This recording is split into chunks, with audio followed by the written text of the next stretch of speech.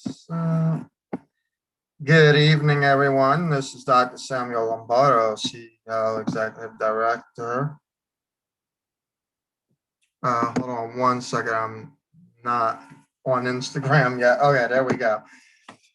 Good evening, everyone. This is Dr. Samuel Lombardo, CEO, Executive Director and Agent of SL Models and Talent Agency, LLC, as well as CEO, Executive Director for SL Photography, Lions Potion and Productions, LLC, Artist Gala, and the Smart Vocational School, Models and Artists, and the SL Casting Agencies, LLC.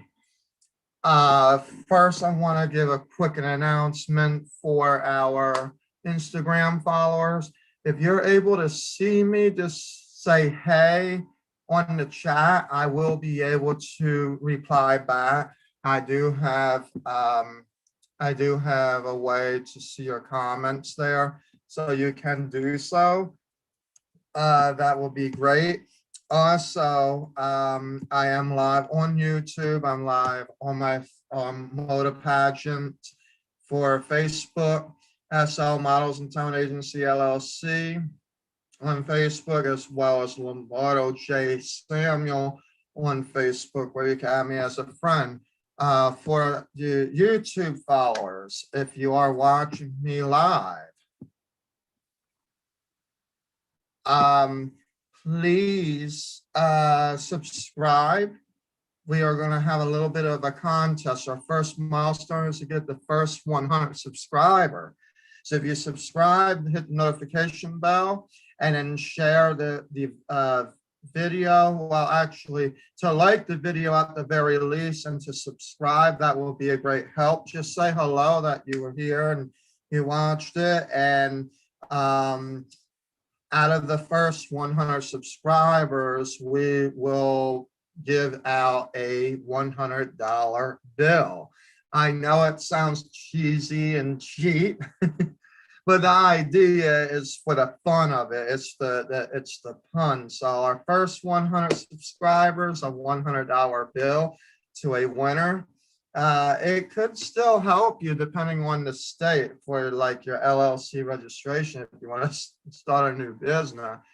But we definitely have that going on. So if you are interested and you are live on the YouTube, you can help us out by subscribing there. So yes, I am looking right now to figure out, because I'm still working on the details of my channel.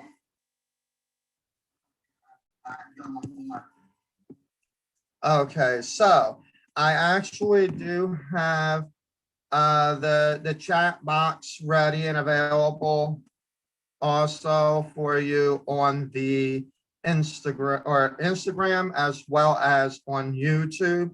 Facebook, I am following to see what we have. I'm gonna be working on some on another project with this, just to kind of get you an idea, try to get all of the different links together so that I'm not, because I'm still kind of learning this new platform that I have, and there are about 25 different platforms running at one time. So that is where we are right now. I am so excited for you all. I definitely would like to answer any questions. So if you have any questions pertaining to SL Models and Talent Agency, LLC, I'll be more than happy to answer them. Just put them on the comment section down below. So tonight we're going to have a fun discussion. We want to talk about the journey of success through a pandemic, because one thing about the entertainment industry that I'm going to tell you right now, and it is a truth to it, I think that works. Wow, what a difference. Okay. I have a light that just started right on top of me.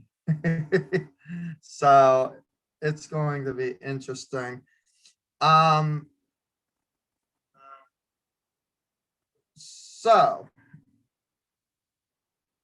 in any case, again, if you're on Instagram and you are watching my live feed, which you probably are, you can comment to me in the live feed and I'll be more than happy to speak with you there. Right now, for the most part, I've gotten the new system down, so everything seems to be where it needs to be.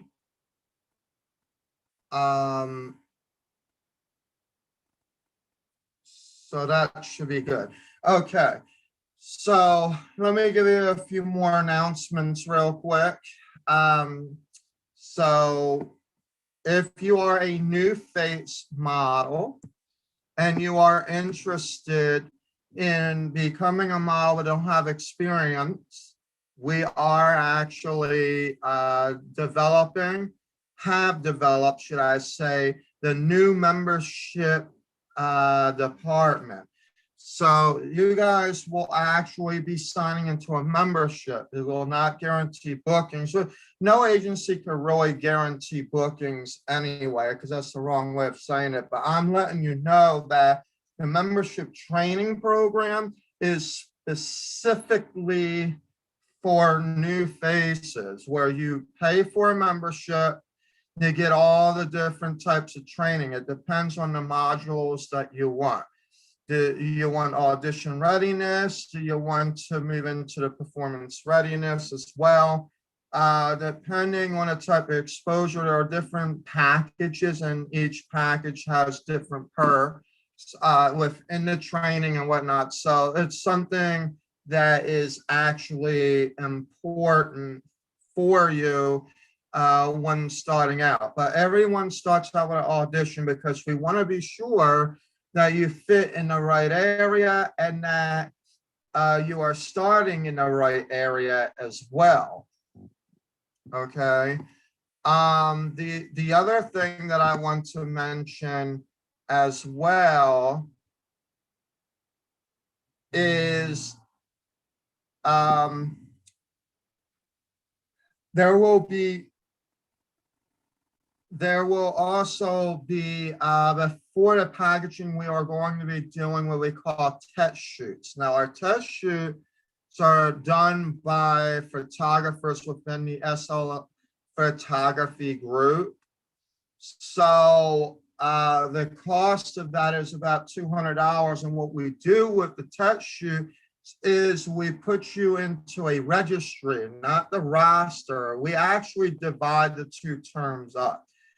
We put you in a registry to see how you will actually develop in the industry. Okay, that's really what test shooting is for. So we want to know how you are being developed. Now, you do get about 3 days worth of training online that I will be presenting for you when that happens. It's where you'll actually know the type of poses that you want to do and what you want to look like, so that you can kind of get that feel and get ready for the test pose photo shoot. So that's fine, but we don't expect it to be professional if you're not professional. Okay, we don't want to throw you under the bus. So basically what we're going to do is we're going to give you a chance to actually show forth yourself as a professional, to see how you come out to the industry leaders, meaning to the client. In the process, while you are already being exposed to clients through your test shoots, You will then do your training. We will do an analysis, and then we would be doing your training. The training is everything that you paid for. So there is not going to be like, you got to pay for this training and then you got to come back, you got to pay for that training and then got to, depending on the package, there may be a couple of things that stand out. Okay. But we have everything pretty well established. We believe that we believe that we rope all the training into one payment or one bill basically, and then we divide it up depending on how comfortable you are and wanting to get into the industry. So we have a package that goes as high as $5,000, which is $2,500 per year. And you can get it done within 2 years, and it includes the performance readiness program. But you can do the diamond level instead of the platinum level and get just the audition readiness, and you can stretch it out for 6 months or to a year, or you can do 3 months audition readiness and then 3 months and 6 months be done doing your performance readiness. So in other words, it gives you different options of how much time you have available to actually do the studies and different things. Now, the studies that you will be doing, for example, if you're a musician, you would be doing, you will be studying based off of your primary instrument versus your secondary instrument. So you may see some costs in there about, okay, what is this $1,250 per 12 weeks?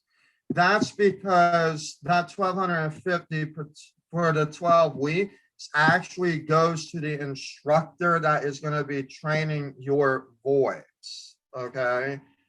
And we have different instructors to be able to do that with you. The secondary is about $900 per 12 weeks, which is 3 months. That is for any other instrument, and it's per instrument. So like, say you want to study piano with voice, you can. And there are different levels. So depending on what level you're at will determine where you fit in the training process. Okay, then there's the overall training, which is your audition readiness. Well, what do I need to be prepared with, depending on the program?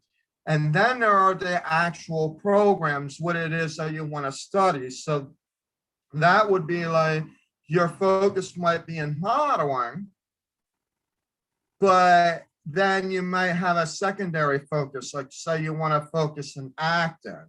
Well, if you did that, it would be $1,250 additional per other focus. So it's almost kind of set up like a school per se, but a whole lot less. And you actually do actually graduate. We have right now, we do virtual graduations and then we mail the certificate. But because we're so far to the end of the pandemic, which we're going to talk about here in a minute, since we're so far in the end of the pandemic, what we have decided to do is maybe put our first graduation class in the next year's award ceremony. So you would actually be part of a major award ceremony as well in graduating, and you get a certificate from us. So you're a certified SLMTA actor or model or what have you. In the process, once we get better at this and things start building up, we will be looking at other accreditation probabilities, as well as maybe trying to get with the union to see how you can earn credit for your training or whatnot, because some of you are going to be training pretty good. We're going to have stunt training. We're going to have all kinds of training, like maybe even up to black belt if you're into karate or nunchucks or whatever. I mean, it's going to be a very, very interesting time. And, you know, it can get a little bit pricey, but we're going to try to work with you. And if you're actually able to get some streamlined grants or scholarships for now, that would be great. This is where we were telling you on our YouTube channel. Find us on YouTube, SL Models and Talent Agency, LLC. I want you to subscribe there. I want you to like the video, if you know, and definitely comment any questions that you may have about this new membership training program, because it will start April 1st of 2021. It is a new program.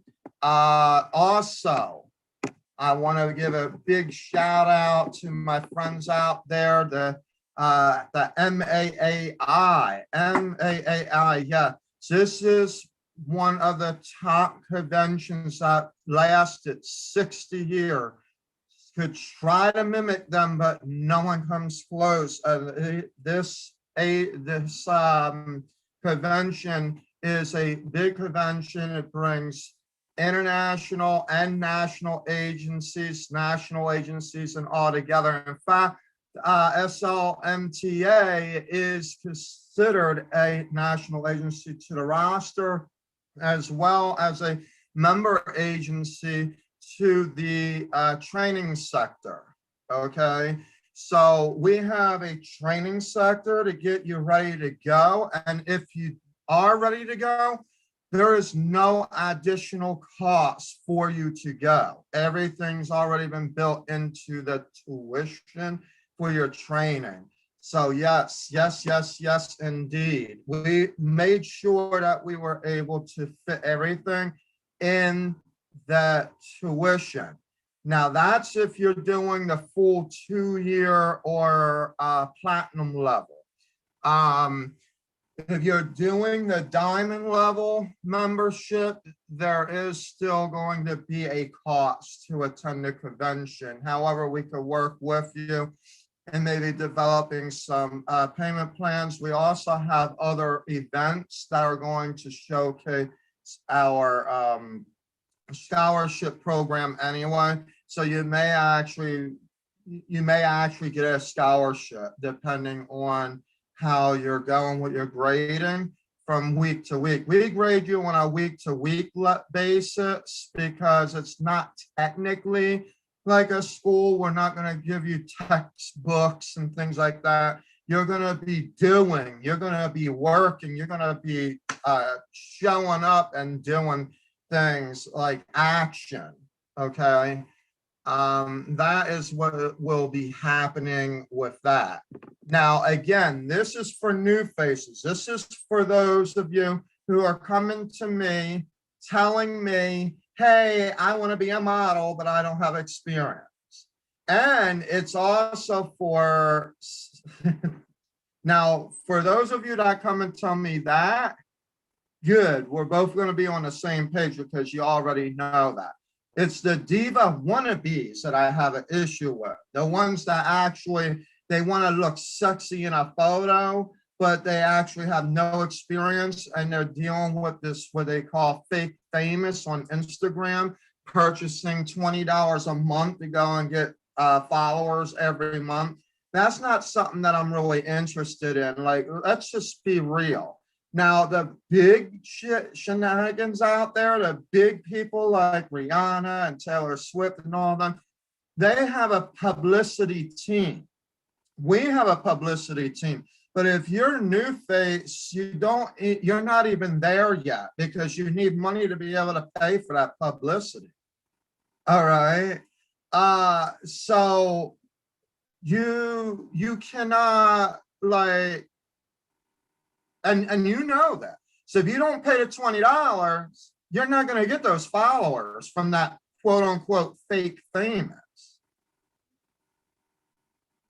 So, you know, let's just use that for an example.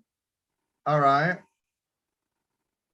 Now, on a whole nother level, you know, it is going to cost you way more when you have a publicity team. You're going to have the money. Now, can we work with you on that? Sure, but you're not really even there yet to talk about that. We can develop fan bases for you and get you out there to do what you need to do, but unless you actually have references and a resume that proves to me that you are actually doing something, it's not going to really help me very well with making any kind of a marketable A&R or publicity stunt for you, because I'm not the type that's going to go sitting there. I don't invest. When there is publicity with these major artists that are out there, there are contracts relative to that. You know, these are people who actually have money that know how to do it, and that they don't have to be connected directly with the artist. So if you think that you're trying to have a conversation with an artist, you might find out that you're speaking to the manager or the publicity manager, or, you know, the PR or what have you. You're not actually talking to the artist. You know, it just really depends. Okay. So that's one thing. So again, yes, we did start the schooling process. Now, if you are interested in where you want to go into a vocational school setting, that's a whole nother level, where SL Models and Talent Agency LLC is the career center for. It's called our V Smart program, and it's basically, in short, a vocational school of models and artists. And basically what you're going to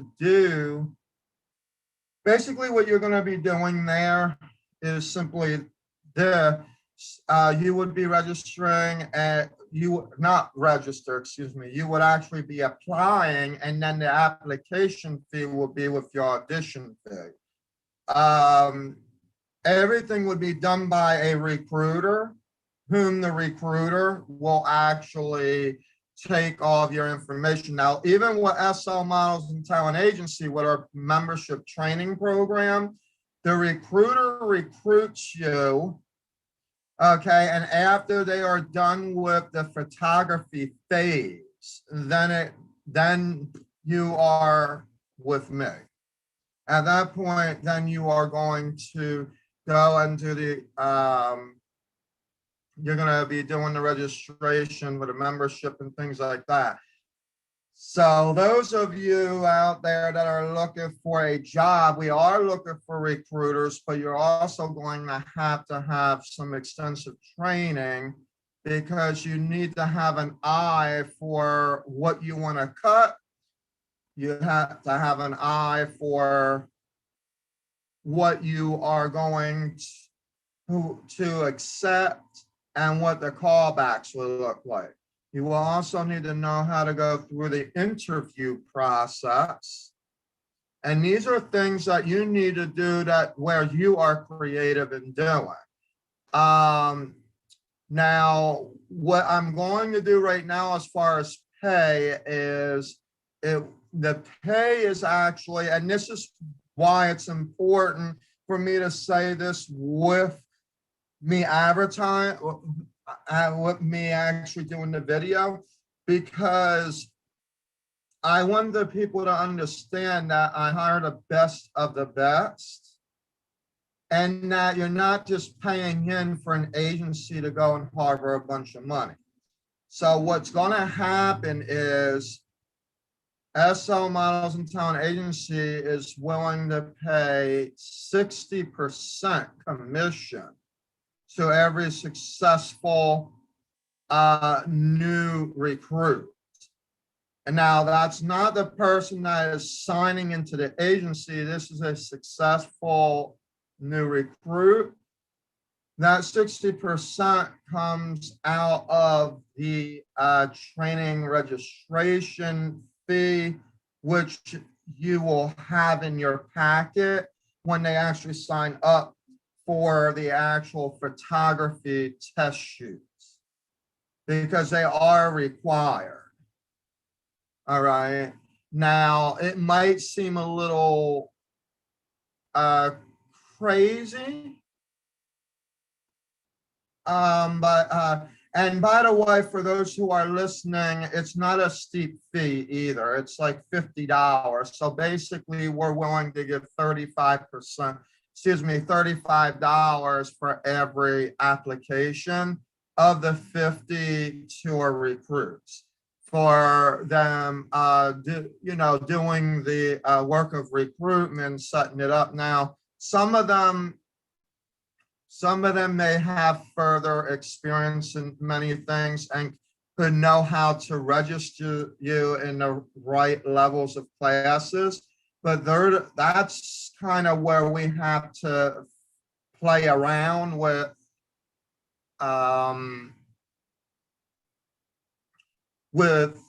what we want to do with the recruiter, but has nothing to do with you as an artist. Okay.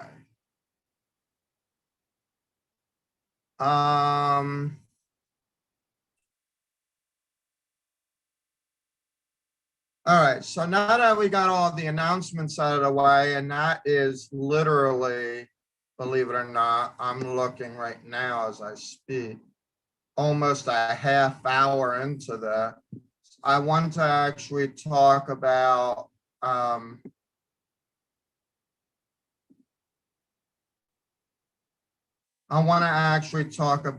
the process of working through a pandemic, because SLMTA, we were prepared. In other words, we wasn't stopping because of a pandemic. Now, the good news is, and hopefully if we are following each other correctly, the developing a business during a pandemic isn't really that difficult when you have many choices, even including what I'm doing now, okay? And so I have, and it's been a long day. I've been at meeting after meeting. I've been talking on the phone, trying to square things away. So tonight's been a very, very long night. And so I'm literally just going to be live, and you can chit chat and talk with me through the process of the live. That's fine. You're more than welcome to do that. In fact, I encourage you to actually do that.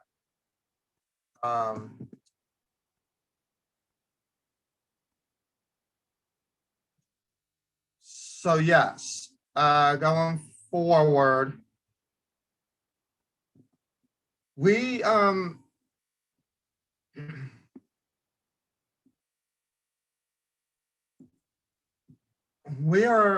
excited that SLMTA was still able to function, regardless if the office had to be closed, how long it had to be closed. And a thing that we're adopting, because we don't want to actually lose the virtual experience. So what we're doing is we're trying to figure out 50-50, where we can, in case of the pandemic hits again, we have the 50% that we know we're going to lose, but that we can expand on and actually make it 100% when the pandemic hits again. Okay, that's the goal of what I want to try to accomplish here tonight. So I know I gave you about 30 minutes of announcements, news, and things like that relating to SLMTA. So now let's get right to the topic. World entertainment news, a journey of success through a pandemic. Yes. So let's talk about the pandemic that we were all in. We were all over the place. So we didn't know even how to do virtual voting. I don't think it was a thing. They didn't want to have it, and they didn't want mail-in voting. You get the idea. That's one thing. That's the political side of things. But then you also had like the entertainment industry, since we're focusing on the entertainment itself, okay? The entertainment industry is just flat out behind in many different ways. So we could have literally, and it's interesting how this happened, where things were closing up after the fact, but like say like Grammy awards and things like that, they were happening live, but then after the fact, it wasn't until March when things started closing up. So then this year, everything was forced to go virtual, right? So it took literally, all this time to develop virtuality. Now, one thing that I want to tell you about, and it's very important, is that you guys need to understand the importance of going virtual.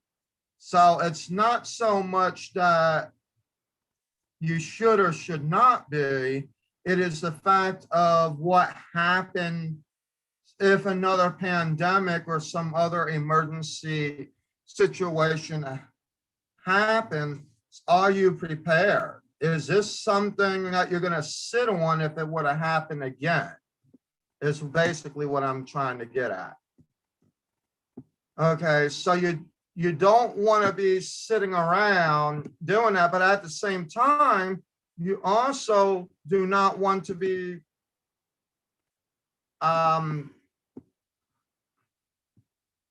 allowing yourself to just go for full force in one direction and skip in another. So yes, I believe that as we are getting ready to build back better, we must understand what that really actually means. Build back better, in my opinion, is taking every possibility of which you were probably not prepared this time, or if you had to take it as a lesson, learn, take it as a lesson, learn. Okay. But for those of us that have went virtual, we don't want to just fully disappear. We should be engaging on a virtual level. That doesn't necessarily mean that it has to be always YouTube live conversations like what I'm doing now.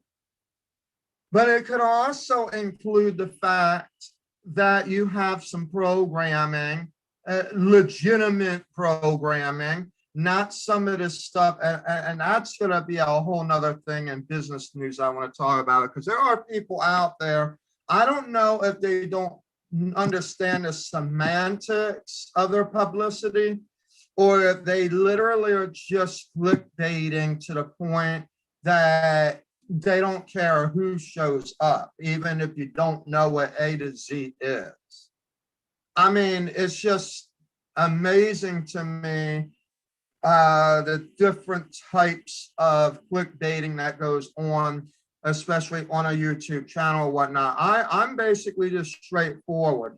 Is it world entertainment news? Yes, the world needs to know where we are at in the pandemic today. And the reality is, are we actually, here's the real question to ask yourself.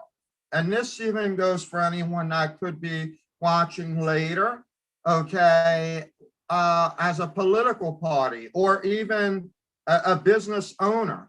Are we prepared to actually build back better than we did before? And what were the things that we did not prepare for which we can now be better prepared for this time? That's what you want to do when it comes to preparation and moving forward. Okay, so with that being said, what are some of the things that are happening? I mean, I could tell you a few things that I could see right now, but I'm not even going to go there. You don't want to repeat the same mistakes that you have repeated already before. There is one difference between insanity and being dumb. Okay. And it is the truth. Okay. So it's one thing that you like accidentally done something, and it's another thing that you decide that you're going to do that you're going to do the same mistake again, assuming a different position, hoping for better results. Now, I'm not going to blame any one person for this, but if I were to give a hint, we understand that when planning, without pointing any fingers to anybody, when you're doing the planning is really more about strategic in this case. So because you already know what's in front of you. Okay. You already know what's in front of you. So why plan for something you already have? Now, this would be a different title if I told you if you're going to start a new business, here's how you're going to plan. But you already have what you have in front of you. So now you want to take that to another level. So it is a form of strategic planning that you want to adopt. Well, that strategic planning is what you actually need to be able to move forward. If you're stuck and then you are, okay, before I say the next part, if you're stuck, at least if you're following the directions correctly, you will find out what makes you stuck. Okay, that's the first thing I want you to understand. Now, if for some reason you feel stuck, but you're not understanding why, it is going to be determinant upon your goal and your subject matter action plans that are relative to your actual strategic plan. So like I said, in a bachelor's program, when you're actually talking about starting a business and you want to learn how to start a business, so telling you how to do the planning, right? They're giving you a marketing plan. You're going to get a fundraising plan if you're a nonprofit, or you know, a regular business plan, what your finance plan is going to be, and how to write grants and things like that, right? Okay, boom, we got that. In your master's program, it's basically at this point, you have to know if that's what you're going to do.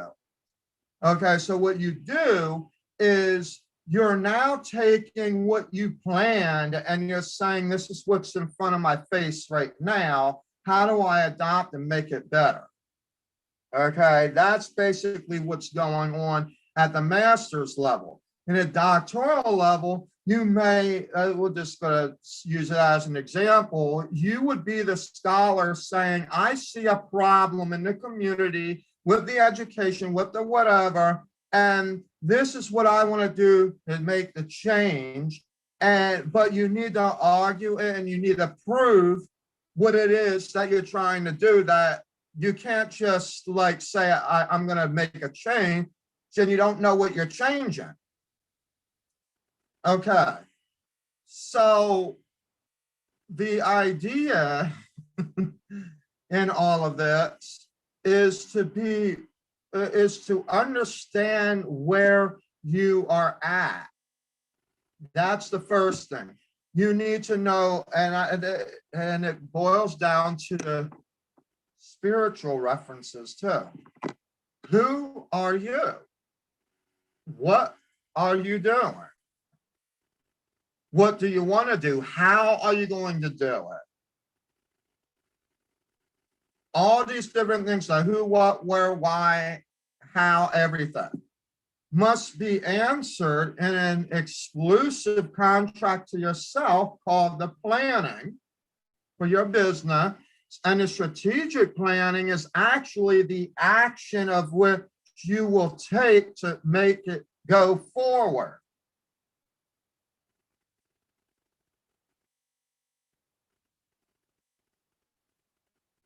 So here is the thing that I would invite you all to do if you are watching and when you are watching.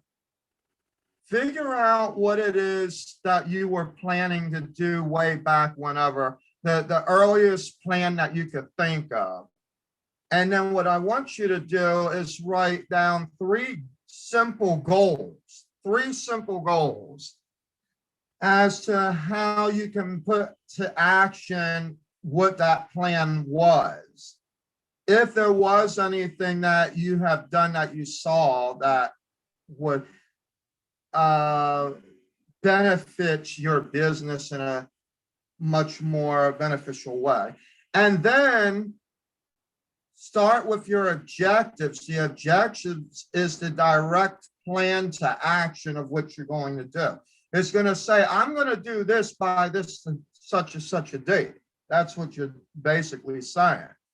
On a more strategic level, it's going to be that it's going to cost this, it's going to be like that, and it must be done by this, this, and this. And within that, you might have 5 other subcategories that you're going to have to list to be able to figure out whether or not that could be done in the time that you're saying that it would be. If it's realistic, good, because that's what you want. You want realistic goals.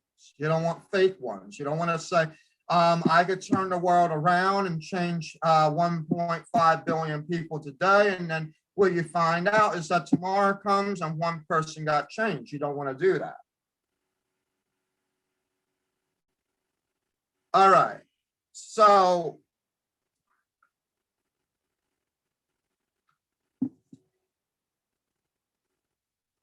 the other thing is you have to consider risk management. Now you're probably wondering, risk management, like what is this, like an insurance show or something? It's risk management isn't just about insurance. It's not about someone stealing your money or your identity or whatever, or anything. It's not just that, should I say. It does infiltrate to that levels, yes, but it's not this, it's not just that. Your risk management, you can write a risk plan for action. Now, if that's not you directly, if your business is already big enough, listen to me out there, Amazon, Walmart, if there's anybody out there that wants to give some details to them, the risk management team can take what the business itself, strategic plan, what it's evolving into, and then turn around and take the risk plan and associate it with your strategic plan. Now, let me break that down for simple terms for those of you that know your ABCs. Basically, what I'm saying is that you want to be sure that what your strategic plan has to offer, that any risks that the business may have, you want to match that up with the actions in place. Let me give you an example. I want to have an event at, All Stars Studio Gallery, okay? The first thing they ask for is proof of insurance, okay? It doesn't matter if it's the insurance related to like the general liability of the company, or if it's going to be, an events insurance. You probably want to have some events insurance too, in case if like something like that concert outside where the stage falls over on your artist, you may want to have that. I mean, it's very possible. Or if you can't do that, at least send off a bond or something if you're gonna have people on the, you don't know what kind of risks you could have. And a pandemic is a risk. It may not always happen, okay? Like this kind of a thing happened, what, once every 100 years or whatever, but we don't know if the next 100-year mark for like the major earthquake might be the next eruption. We don't know what could happen next with one excuse over another and the next thing happening over another one, or one bad move making some major war or whatever the case may be. We need to be ready for the emergency. So that's what your risk management team does. If you do not have a risk management team, then at least your board or some part of your team within your agency or within your business is able to adopt some kind of risk management action. But it is something that is important for all businesses. And I think it's actually more important today than it ever was. So if you were skipping out on that then and you were skipping out on it now, first of all, it could be illegal because you want to make sure that you have the right insurances. Okay. And by the way, I am a business coach. I am not a licensed consultant. So I don't want you to like trick me out on that. Not yet. Not yet. That process is happening now with, well, the reward of the fact that I was able to pass all the doctoral programs. Now I can actually go ahead and actually not only coach, but walk into companies if needed to be to actually help them and moving forward. But I'm not, I have to be licensed in order to be able to do that. It's not something that I could just walk in and be like, oh, hey, so by the way, you know, it don't work that way. And sometimes you want to be welcomed as well. But in any case, yes, what I'm talking about is more of a coaching guidance, okay? So it is important, though. I could tell you this is illegal if your company is not licensed in any way. I mean, these are basic, real, true results to a business, okay? I mean, you got to have an EIN. You got to have a business registration in the state or a fictitious name that you can use for like the county or the city that you're living in. But you got to make sure that you are licensed to do what you're doing, depending on, now listen to this, as funny as this may be. Some cities might require licenses where the state may not. Yeah. If you hadn't figured that part out yet, I'll give you a nice example. So let's just say, for example, that, yeah, I could use this one. Let's say, for example, because I'm in Chattanooga, Tennessee right now, okay? I'm going to give you an example that the state says that you don't have to be a licensed producer to be a producer. But depending on what kind of production that you do will determine if you need an actual permit and or a license and within the city and the county of which you are working at.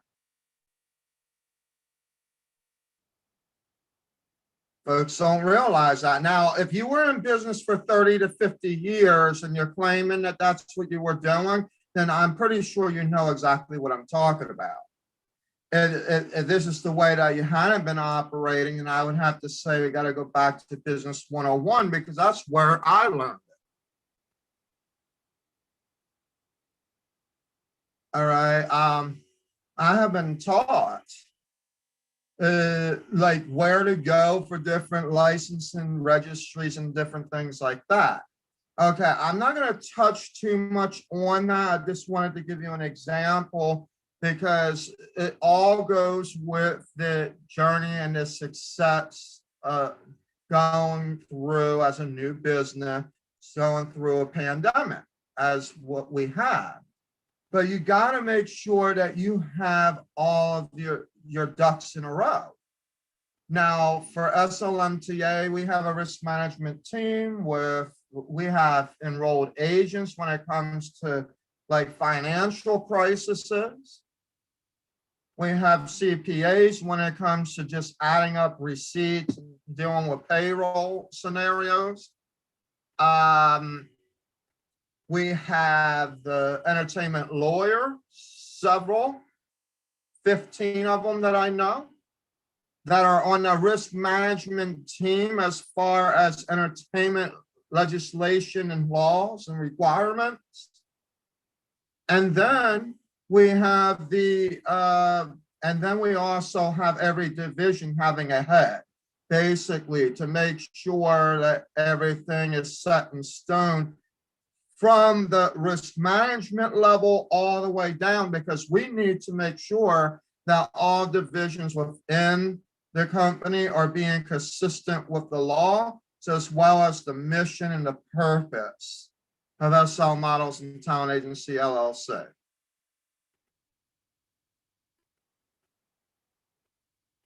Oh, why and how does this all relate to a pandemic?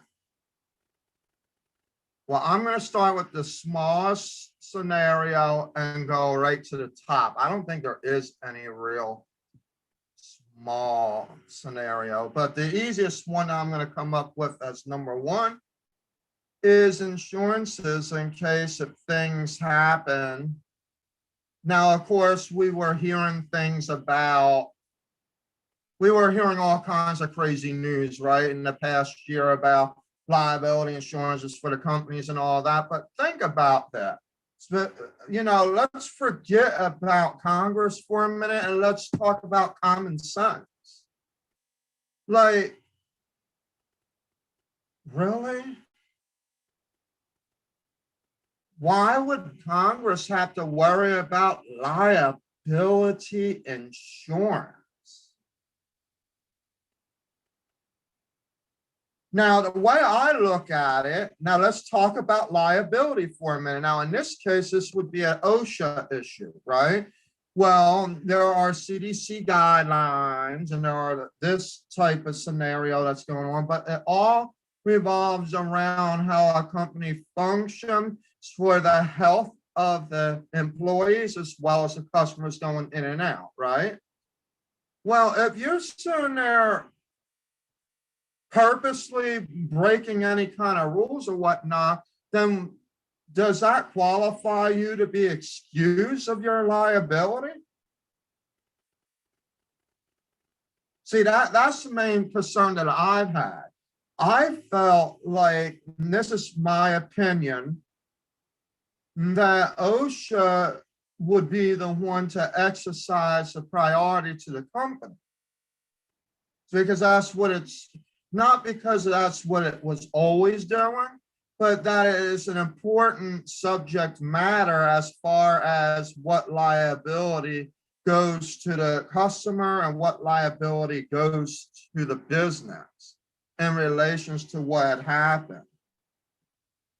So if the customer chooses on his or her terms to go in and not have the mask, does not mean that you should be like, well, they didn't have it, so I shouldn't have it.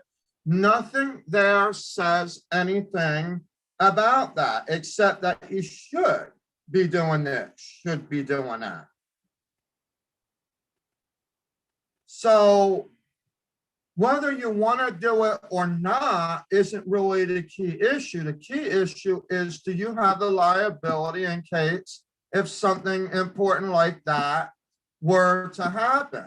I mean, so are you trying to tell me that every single time some kind of a crisis comes up that you need to have like the whole world trying to figure out how to tumble down and complete your service because you are and business folks, if you already are adopting the rules, then what's the point of the liability?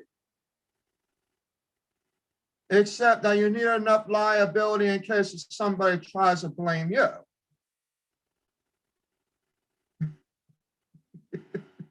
You see where I'm getting at, I hope. That's just, again, that's just my opinion.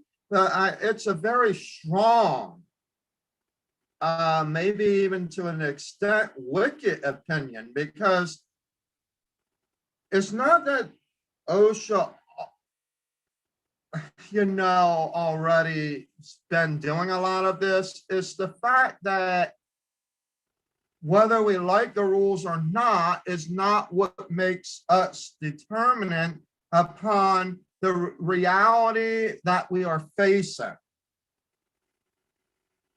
And that would be like my argument when it comes to any of this. Okay, but I don't want to spend the whole rest of the time arguing this. I just basically want to say, my thoughts on that, because liability is a very important thing that you want to have prepared for the pandemic. And the next thing that you want to be sure about with a pandemic is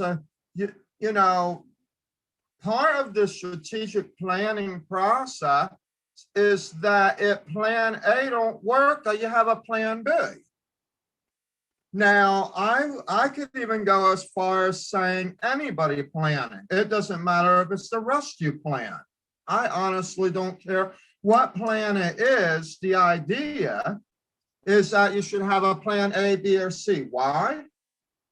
Now, a lot of this is going to be determining on your action plan, but you also got to stop a minute. Now, understand that, yeah, things are looking better, like with vaccines and different things like that, right?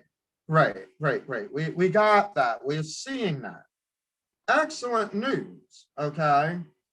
But what we want to do is don't leave nothing out. Don't leave the fact that someone that could be vaccinated could be telling you that they are, and then you're thinking, oh, I'm comfortable with them, and then something happens to you, and now all of a sudden we're back to the liability issue. Just file the liability issues and you'll be good from square one. Okay, on square two, you have to defend yourself depending on the scenario of what actually happened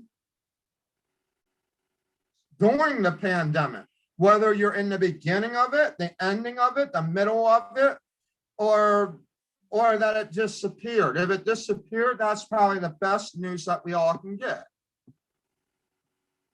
Okay, but if we are actually in the middle of it, well, anything could perhaps happen. We're not out of the loop. The only way, here's how I look at it. When you're talking about rescuing, let me ask you a question. Do you rescue a person when they are drowning? Or do you rescue a person when they are about to drown? Or do you rescue the person, if there is a such thing, when they're back up on the land and perhaps would like maybe practically breathing because they held their breath too long from the drowning water?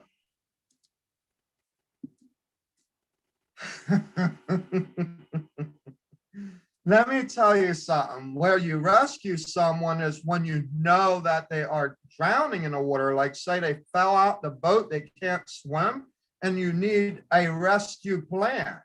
The rescue plan is supposed to not happen, okay, when, I hate to say it this way, but it's the truth, all right? A rescue plan cannot happen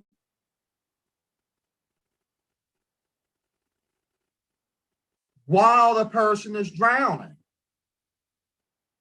You have to already be prepared and know that if someone drowns, this is what we need to do. A, B, C, D.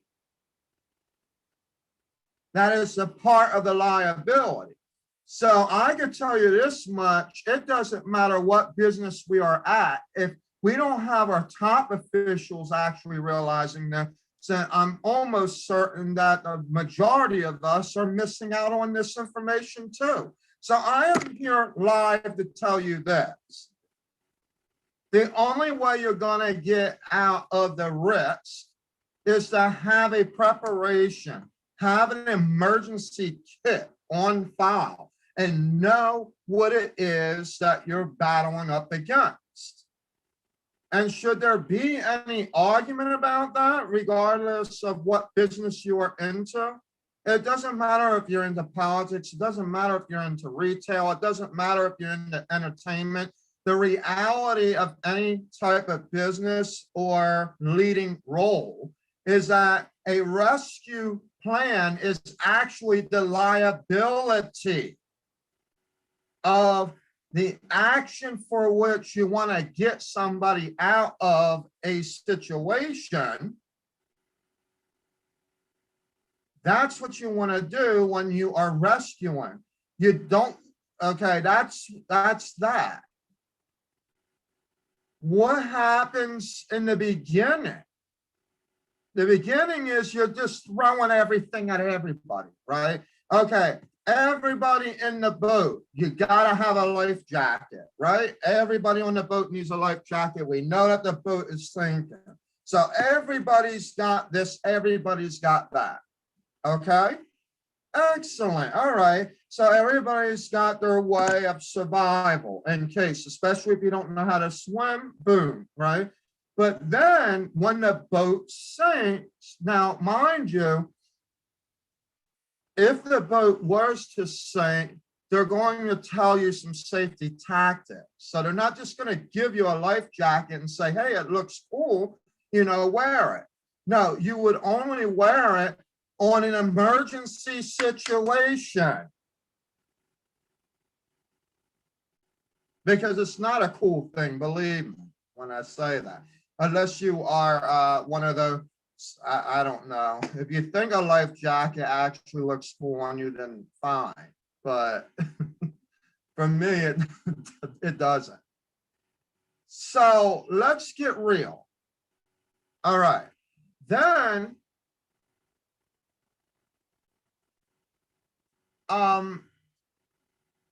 when you're getting that training, like, okay, what happens if? What happens if? Okay, now mind you, when I say that, the life jacket is all that you have as a liability. The insurance isn't paid unless either A, you're dead in the middle of the process of everything that happened, or the fact that you actually got hurt due to the fact of either you closely drowning or you were in the middle of the ocean with sharks and fish that could have bit you into pieces. Reality of what I'm trying to get at is that you don't even talk about insurances. In this case, you have to be prepared for them, yes, but you don't even talk about insurances until after you have throughout. Like, this is the emergency. We are about to drown. Let's go and give everybody the life jacket so that they are prepared when the boat does sink. Well, they'll be able to swim. If they don't know how to swim, great. The life jacket will help them. Maybe we can help them swim or something. Then you're helping each other because, like, you know, the life jacket is one thing, but it could be pretty boring out there in the middle of nowhere, either freezing or whatever, you know, because you're stuck in the water, right? So then you're helping each other. Now, what am I trying to get at is that you have to have a rescue plan that was already established, not going to be.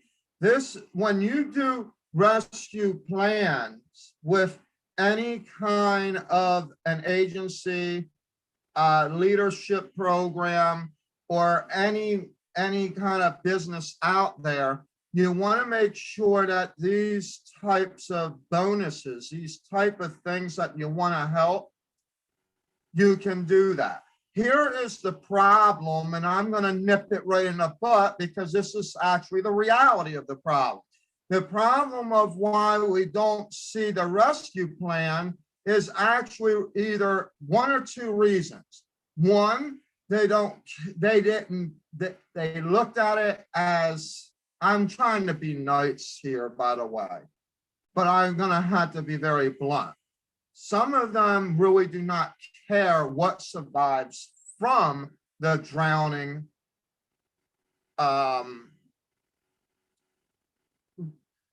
the sinking boat, and others probably just simply wasn't thinking in the revelation, but they were too worried about the liability of the foundation of the boat, but wasn't thinking that regardless if it was liability or not, the boat was going to sink.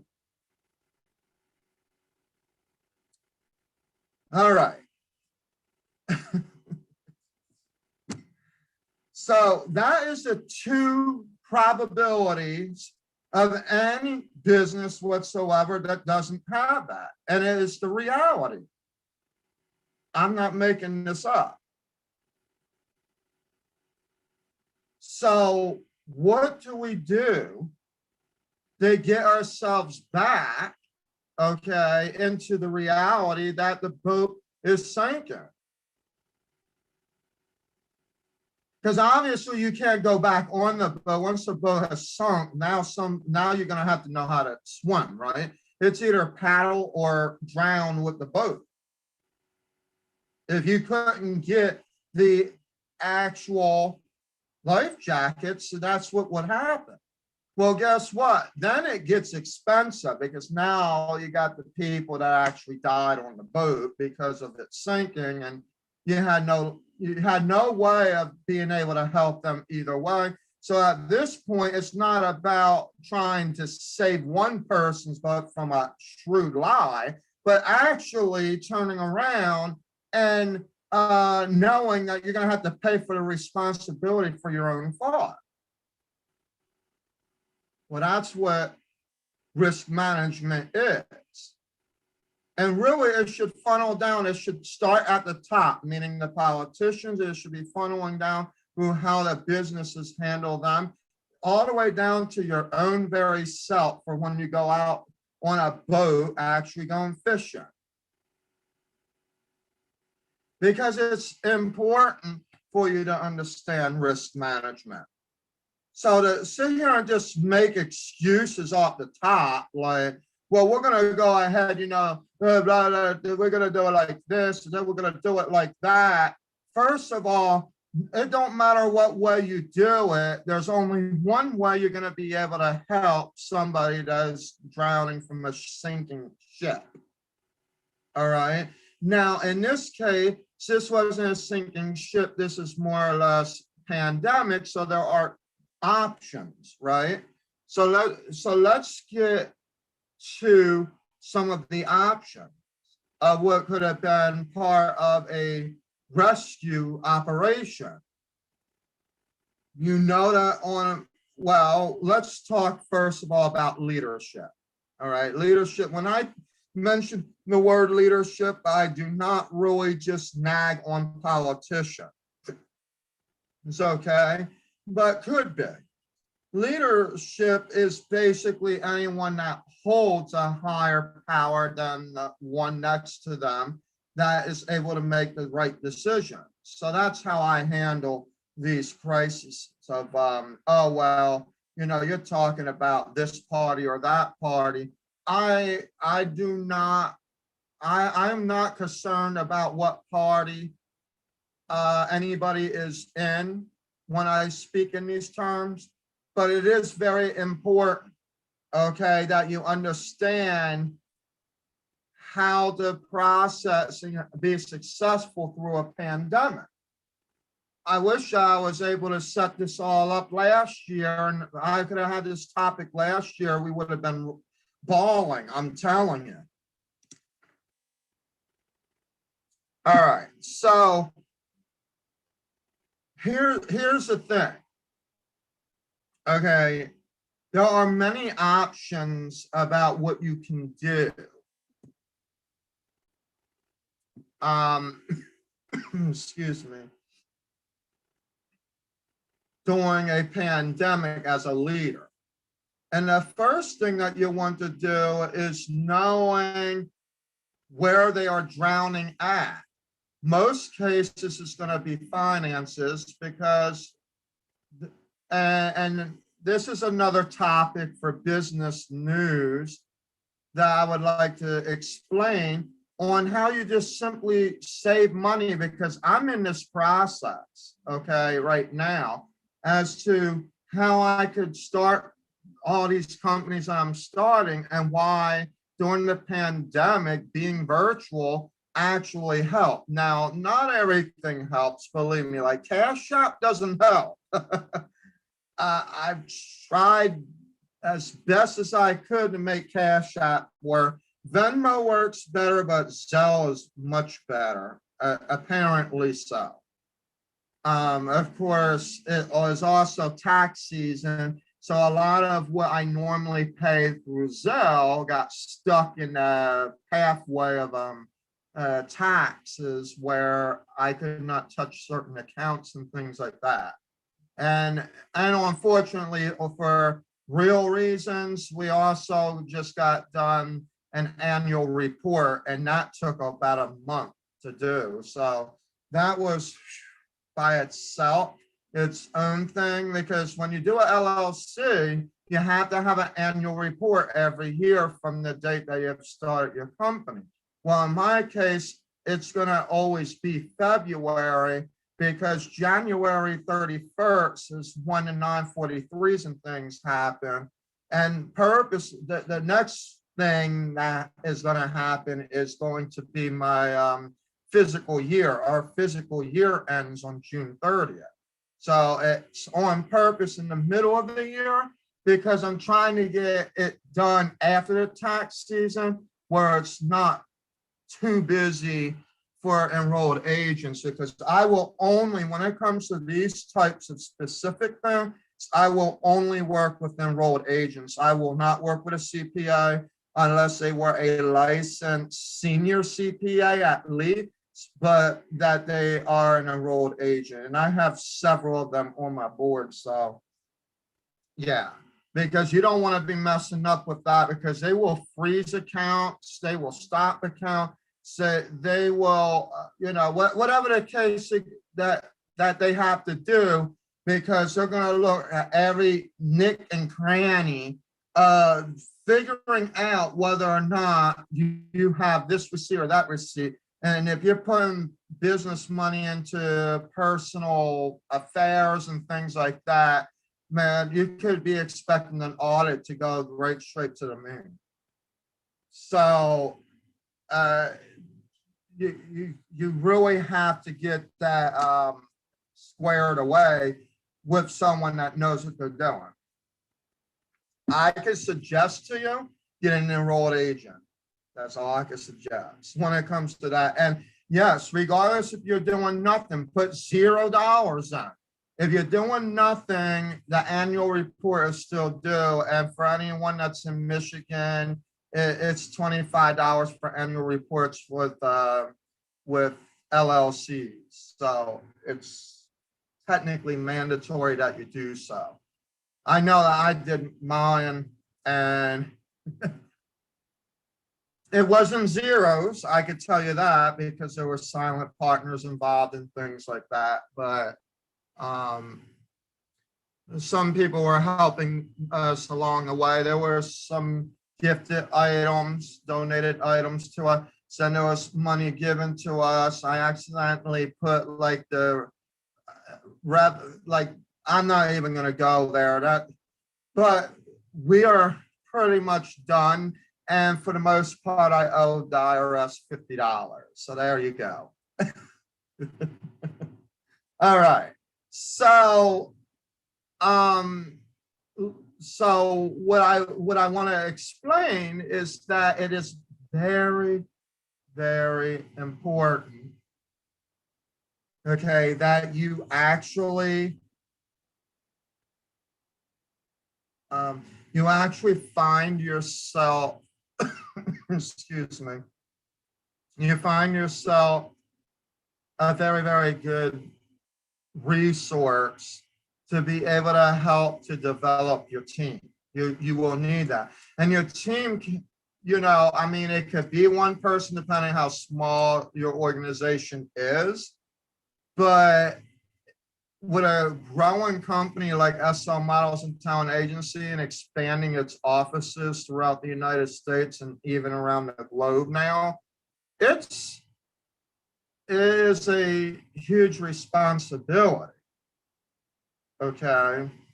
So we have to make sure that everything is being consistent, even with your business. I know in the entertainment world, we explain to the models, hey, make sure that what you're providing us is consistent. Well, on a more broader case, you want to be consistent with what you're doing. So if you're going to rescue somebody out of something, you're going to find out where they hurt. Now, the real question is there fairness? Because think about this. I can't ask a person if the person's rich or not, okay? I'm not going to sit there and say, oh, so you got $1 billion, okay. Now, of course, when it comes to politicians, it's easier for them to figure it out because they have the tax information. So they could just pull the information from the public reports of the IRS. But I'm just talking about, like, for a normal case, like if you were going to help businesses or whatnot, you have, like say you're a big enough company, we'll just throw Walmart in there as an example. Let's say you want to give grants, $10,000 grants to, 50,000 companies, right? Then you will have different things that you want to have set up so that you're not giving a grant of $10,000 to, say, a multi-million-dollar company. But you also want to have other ways of setting it up to where it is being targeted. But at the same time, you got to be fair about how you're being targeted. So in other words, it's one thing to be saying that you have to be in a low income area, but what if the organization is actually in a high income but is low income? Okay, and it does happen. There is a such thing as that, especially when you're going to stress the probability of proving that you had 30 to 50% losses. Well, if you're going to do that, I'm going to tell you that pretty much any business out there probably have done that. But what is the determination of an actual targeted advance? Like it could be the same way as it is with the, like, okay, now I'll throw political in there. Okay. Like they say you can't make what, 75,000 or more, 100,000, something like that for a couple and so on and so forth. Right. Well, put the guidelines in there about what businesses should be having, because let me tell you something. One thing is it's going to show one way or the other. If they're going to try to lie, like they're going to try to hide $900 million and say, oh, I've only made $1 million, but here's 50,000. First of all, they're going to probably lie their way out of it to the point that they were hoping for a bigger grant to get a lower grant. That's number one. I've seen every single dumb, stupid excuse and lying nook in the book when I was actually helping out individuals and even businesses to fit last year's criteria for some of these grant programs, where I had to eventually just be like, look, this does not look real at all. Now, I'm not a tax guy or whatever, but I told them, look, I am going to suggest to you that you speak to one of our very good enrolled agents. I think that he would love you very much. I mean, no, in all seriousness, that was the only way that was going to get done, because I wasn't going to help him. Because I knew what I was seeing. I could see the red tape right before my eyes before anything. And no, I'm not talking about somebody that was lying about how many employees. For all I care, that doesn't really even matter half about what I was seeing. Okay. So the point that I'm getting at is, what is low income? Right? You try to say it has to do with a medium household, but a household isn't owning a business unless it's a sole proprietor or a single member LLC.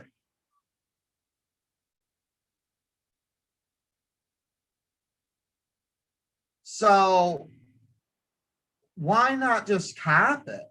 Why not say, okay, or have it where you could show the loss, but the loss cannot be any more than, and you could get up to. See, these are the different things that need to happen. Like when you're rescuing someone out of something, like let's say the ship, we thought the ship was going to sink.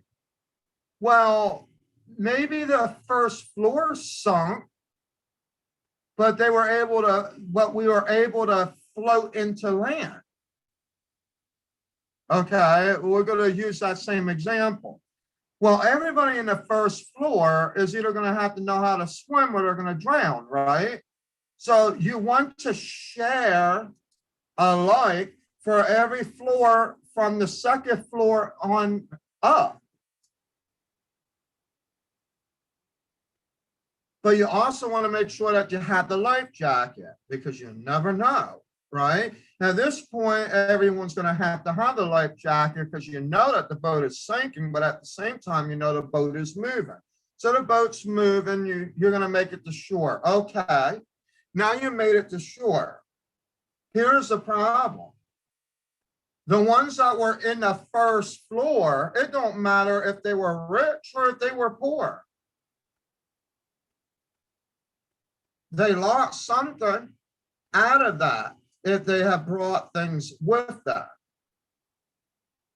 So there's a liability insurance claim that they put out about them being involved with a sinking ship, blah, blah, blah, and they have lost this, they lost that, et cetera, et cetera, et cetera, right? Well, what would happen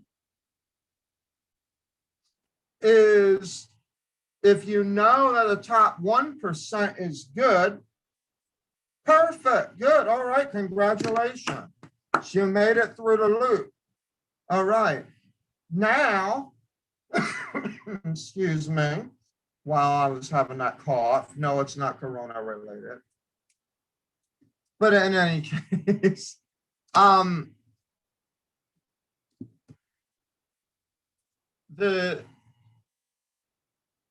we got to figure out, okay, we know the worst ones that got hit was either those who were unemployed.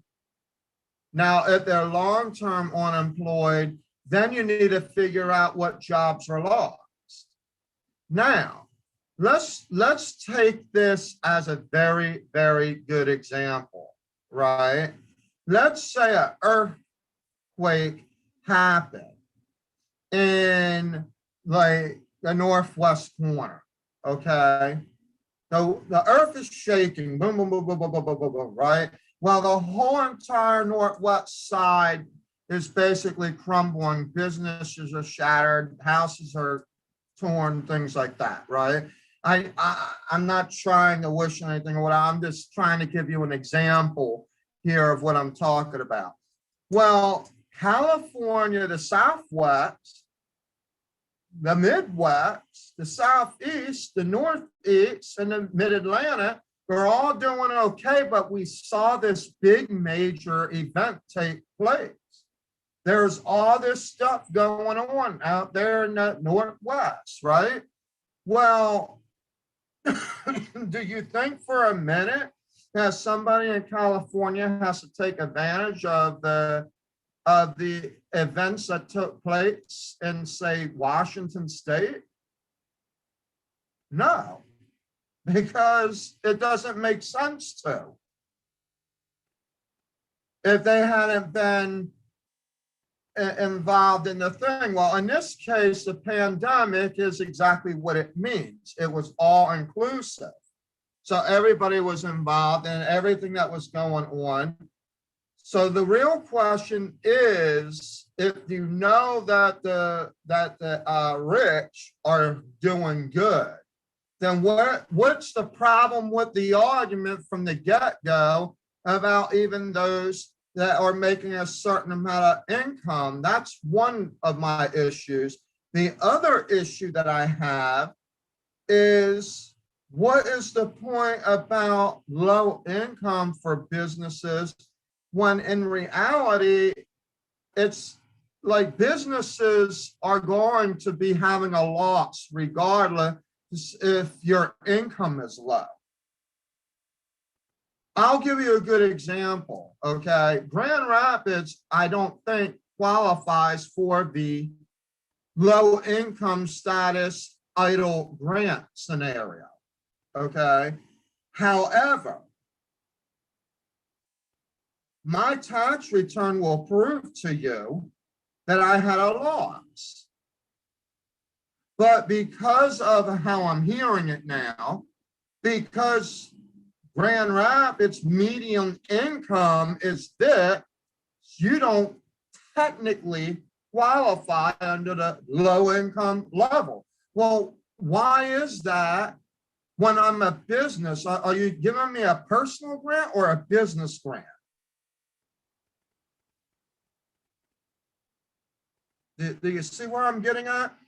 So that ship could have sunk all the way down, and I probably was left without a life jacket, and I would have had to find my way to paddle. So let me explain to you exactly what I mean. If you were stuck in that situation where you had to paddle along, you had to either learn how to swim or drown, then please listen to me as I tell you about how you want to be successful through a pandemic.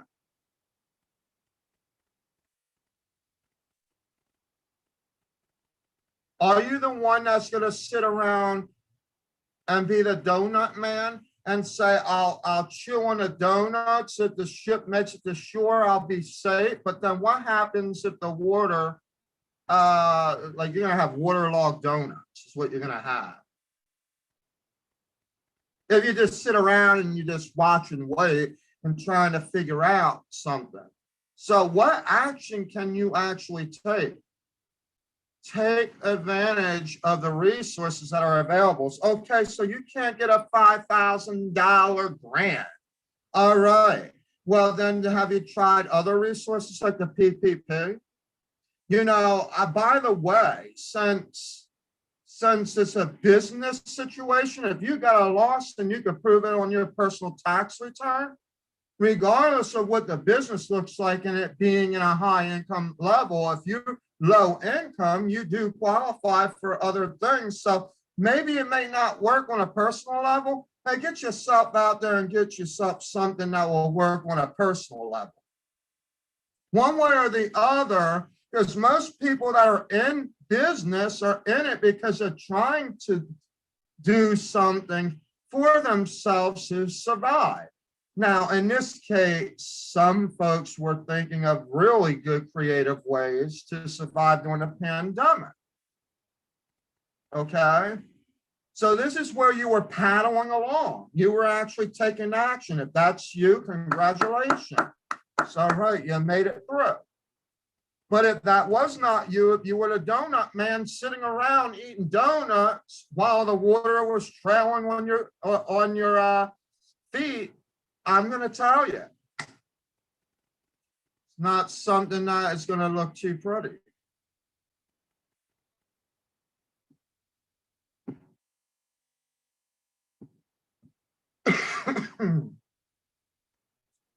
So I want to end with this.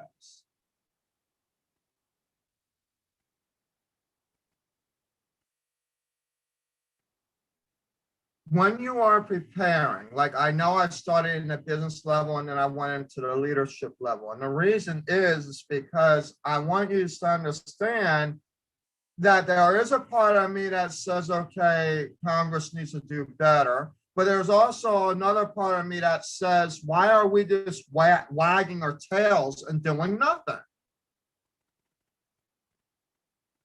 When we can see the opportunities in front of us that we can take.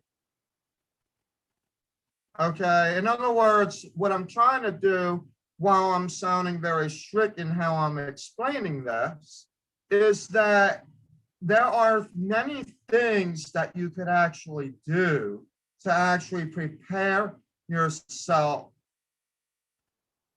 for the next big event to happen. And so virtually,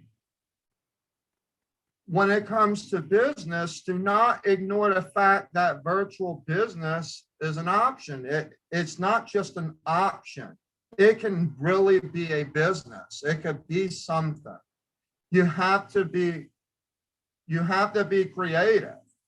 And don't forget the other thing, and I will talk about this again in another video, you have to understand the difference between competition and collaboration, because there are some out there that all they're worried about is if they're going to be losing the followers rather than collaborating in the event that you can work together to make a whole entire team. You could probably have a few YouTube channels working together. It's available, it's there, as long as you're following the rules and the guidelines, as I've mentioned earlier before,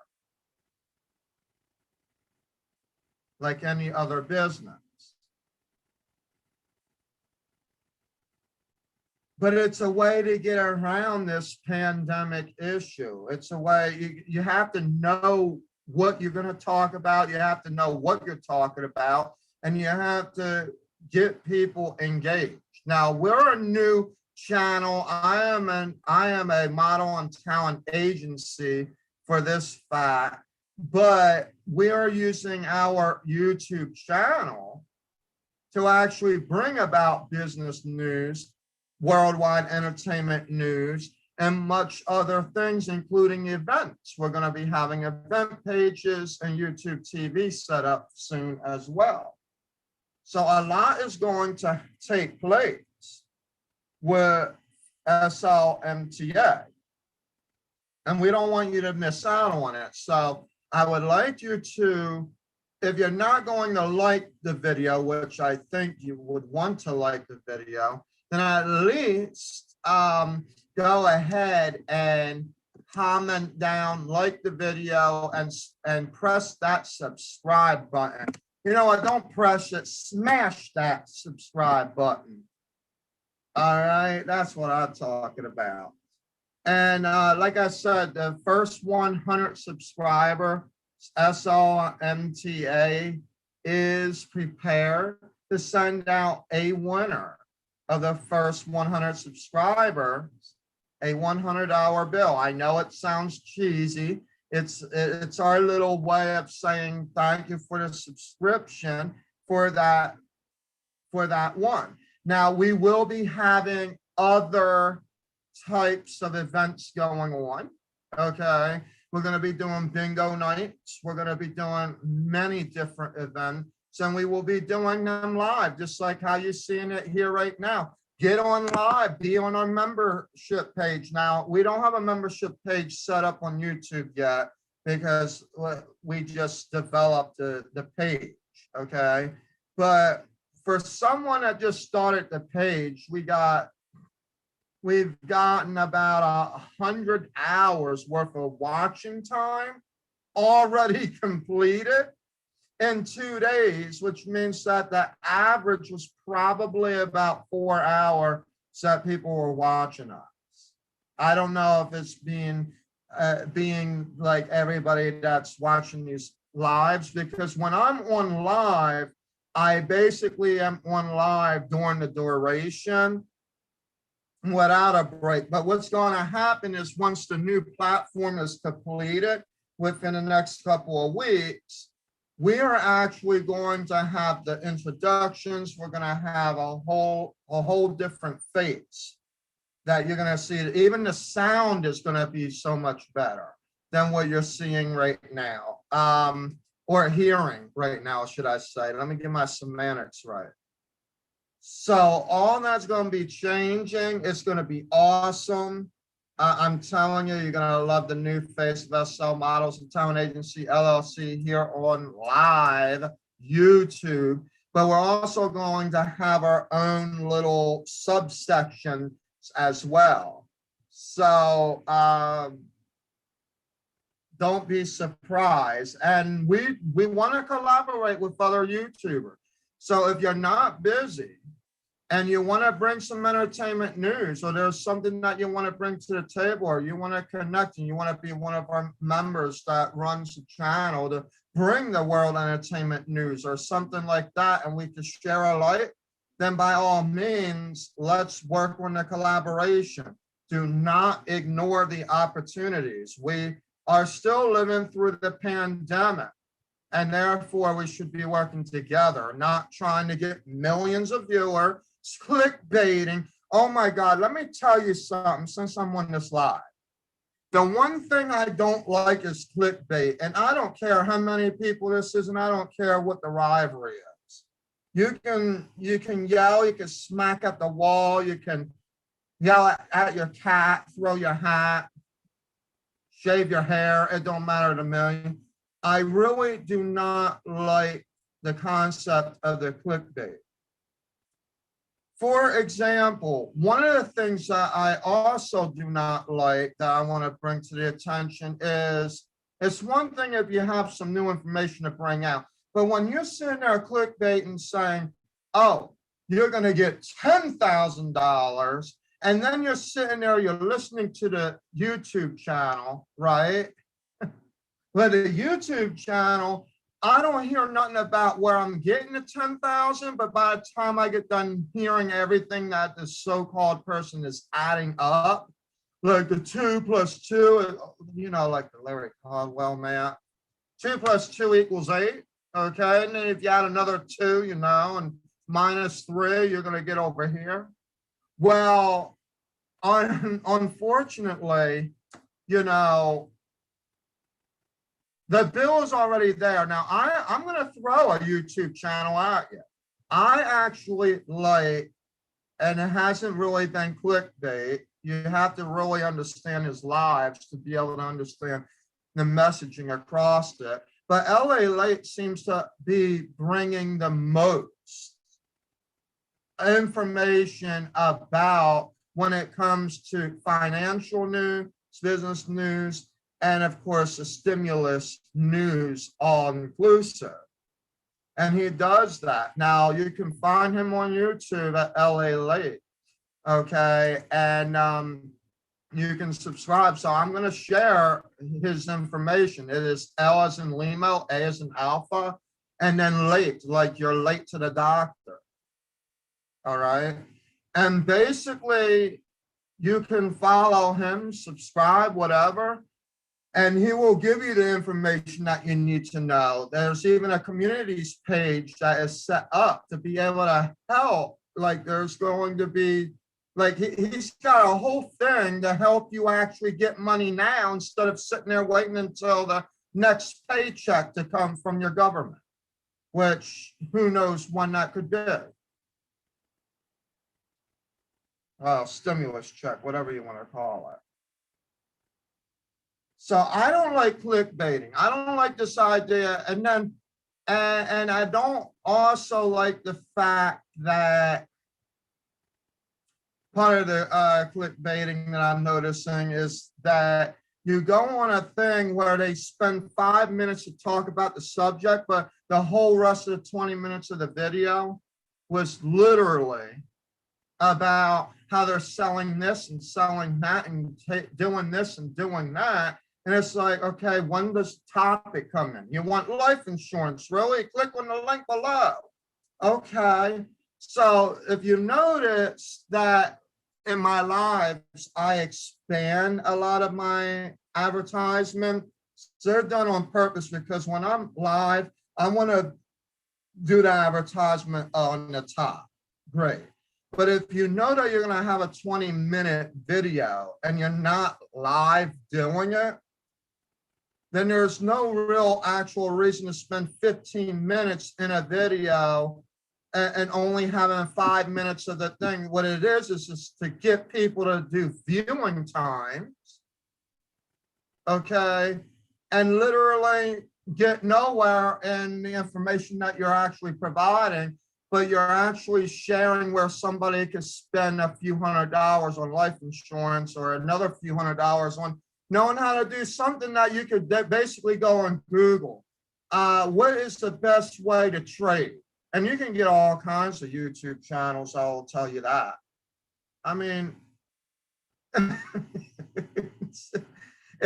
me, I'm not trying to sound mean or bad or whatever, but the truth is the truth, okay? I mean, and you want to be able to do something to make the legitimacy for yourself. Like me, now, I'm on YouTube right now live with all my other 25 platforms, okay, plus some. And I also have the listening ones that come from like iHeartRadio or whatever. Now, we are going to be having a talk show. I'm going to be doing a talk show, and I want to have a few Instagrammers or things like that. You need to pop in here, I'm telling you. You really, really do, because it's going to be like a radio show, and I want to do that where it's business and financial news overnight, okay? And it would be about 3 hours straight live. You'll see me on YouTube. Then you will also hear me on like iHeartRadio and different things. We want to be able to like communicate about what is important and what is really what is important to you is really the main thing that we want to touch base on. So this is something that I really want to collaborate with different individuals on. And the reason I decided to do it overnight is because it will be pre-recorded. Okay, it will be recorded live overnight, but it'll be pre-recorded, which means that I can then place that show on other recordings. And one thing that I know how to do that I'm going to be offering, and since we're just trying it out right now with our platform, that is going to allow us to go live on Facebook and that, we want to do commercial breaks. So while YouTube might be able to put different videos across the board on here, I want to be able to initiate our own commercial settings. And that would be when we're on lives like I am now, it will be 15-minute increments, and you would be able to provide a 30-second commercial split or a 60-second commercial split. And you would have to email me at slmtagency@gmail.com to get information on the promotional advertisement costs and collaborations. Okay, because we are going to be doing this. It is something big that we want to adapt, and it will be done on the platform that we are using through OBS as well as OneStream, where we will be able to plug in commercials. Now, like I said, that doesn't substitute the ads that YouTube may put on after the live is then finished. Okay. Now, the lives will be their own movies or their own shows or whatever. And then we would be doing little tidbits, like 15-minute increments of different informations and whatnot, but I hadn't gotten there yet. Most of the lives will be in the evening, okay, as you are seeing, but that may end up changing depending on the case where I'm at and what we're doing. So anyway, that's what I wanted to leave you with. That's the new information that I have provided for you. And I look forward to seeing you in the next video. Until then, have a very blessed evening.